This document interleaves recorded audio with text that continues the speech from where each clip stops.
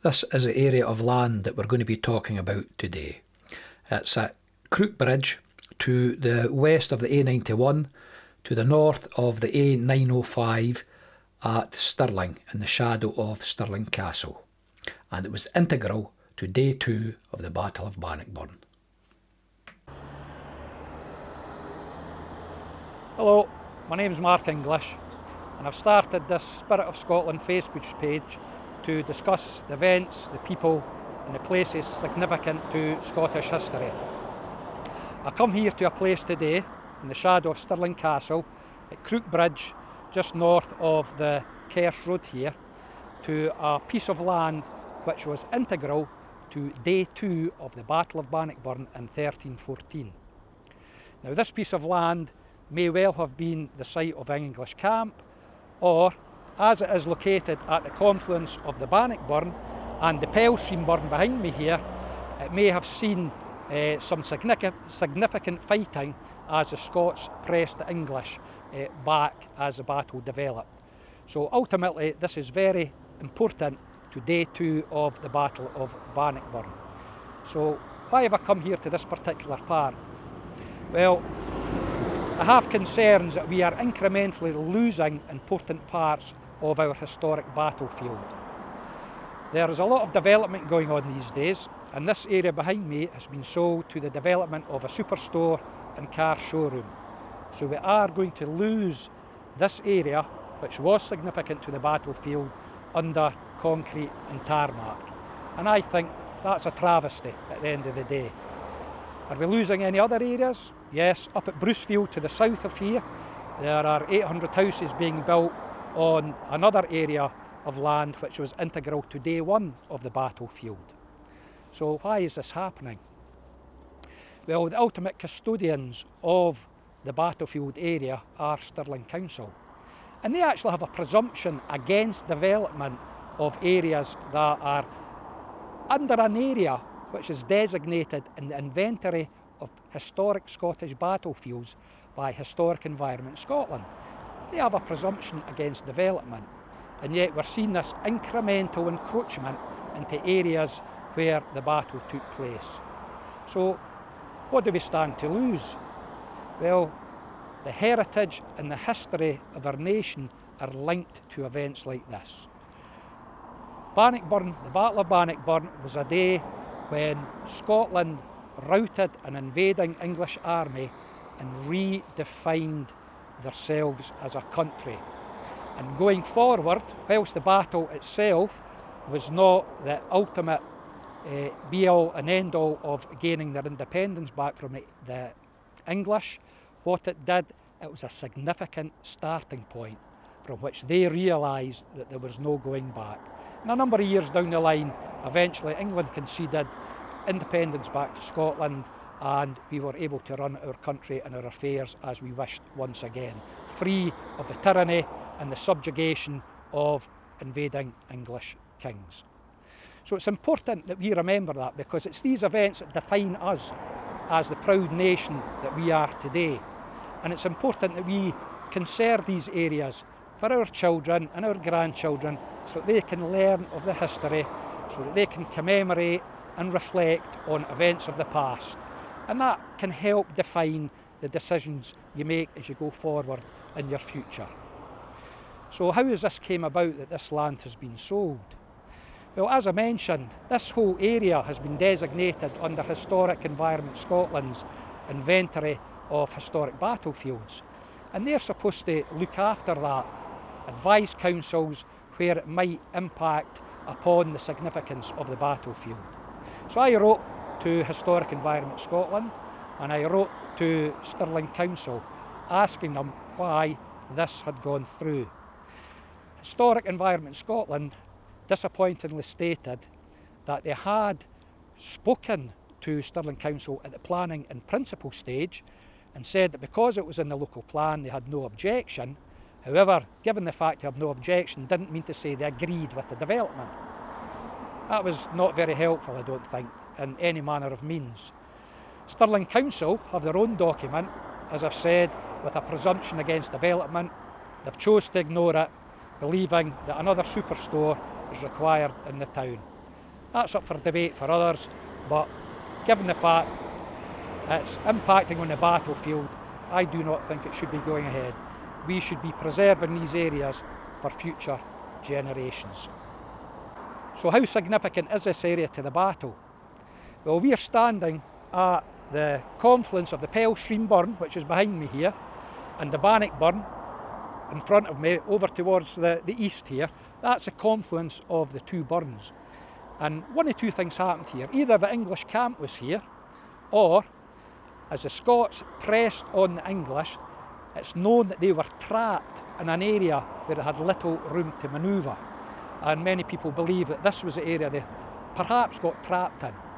And they got pushed against the two burns, and eventually they could sustain the pressure no longer.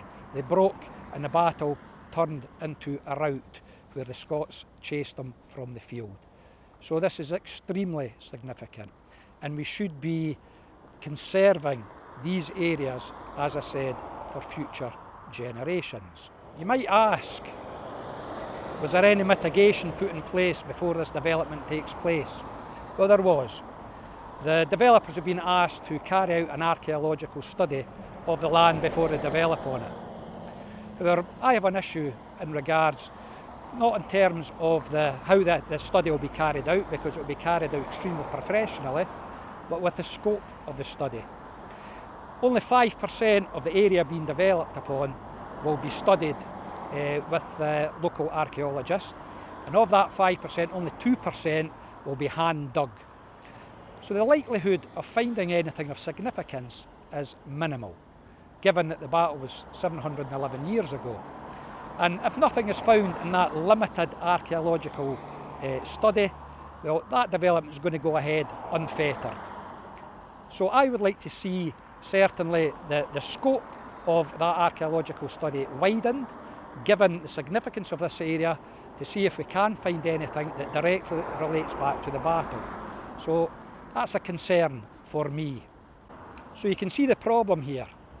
If nothing of significance is found in this area and the development goes ahead, then they go to another area with the same limited archaeological study and nothing of significance is found, well, once again, we are incrementally losing areas of the battlefield which we know are significant to the Battle of Bannockburn. But what happens if we lose these areas? What happens if most of the area is eventually developed upon? Well, I've been up to the National Trust for Scotland Visitor Centre up at Milton, and it's a fantastic resource. The rotunda needs a wee bit of TLC, certainly needs a bit of investment there, but for visitors it's a great place to go. And I've met visitors from Australia, New Zealand, America, Germany, France, all around the world, who come out of their way to see what happened at the Battle of Bannockburn. Now, it took place over 2 days, as I mentioned. Day one to the south of here, where the English tried to get down towards the castle, and they were repulsed by the Scots back over the Bannockburn and down onto the Carse here, where day two of the battle took place. Unfortunately, up around the area of the National Trust for Scotland Visitor Centre, it has been virtually 100% developed upon with housing and retail, so there's not a lot to see there.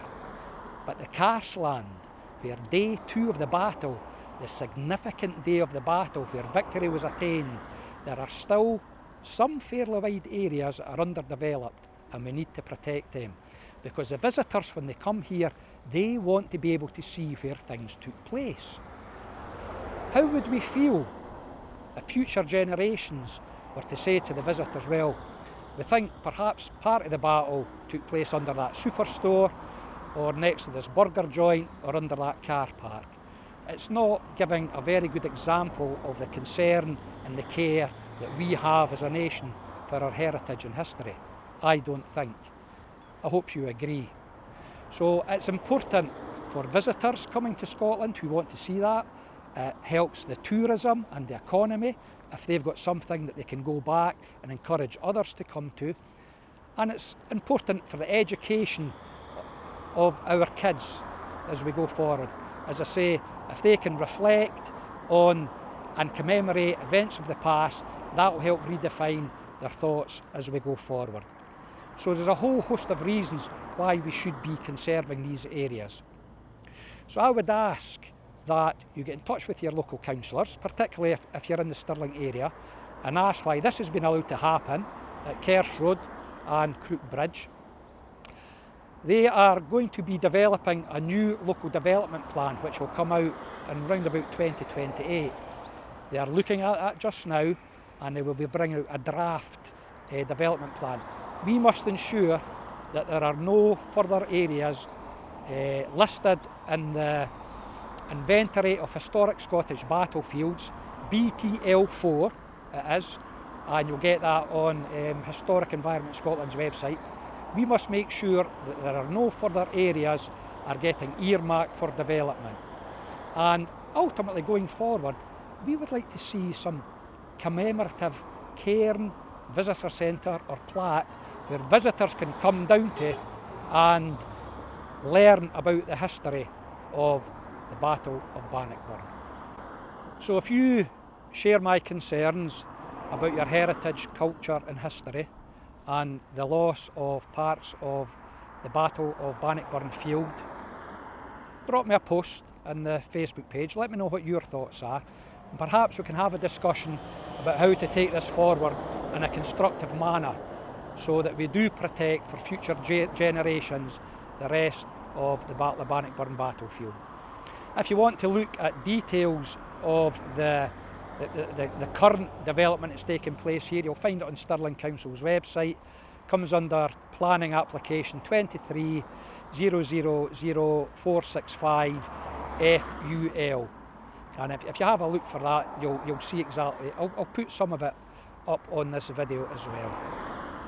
So let's get in touch and let's start a discussion about how we can go forward, perhaps develop some kind of memorial down on the battlefield site, day 2 of the battlefield site, so that we can remember for future generations of our children the sacrifice that our ancestors or forebears made to ensure that liberty and freedom were maintained for Scotland.